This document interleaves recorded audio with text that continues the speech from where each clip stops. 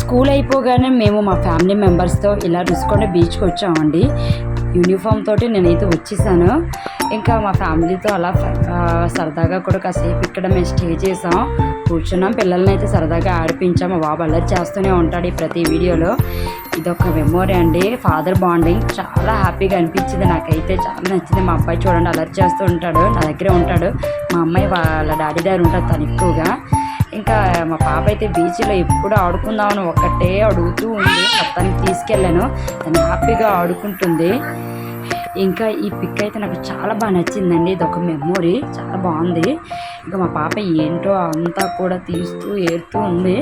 సముద్రపు గవ్వలంట, ఏం చేస్తుందో ఏంటో అలా మొత్తం కూడా తీసుకుంటుంది. అడుగుతా తన్ని. ఏంటవి ఏంటి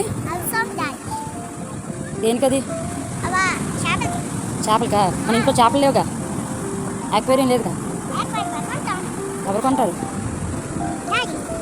అది పడేసి అర్జెంటుగా. ఎందుకు? Do subscribe my channel.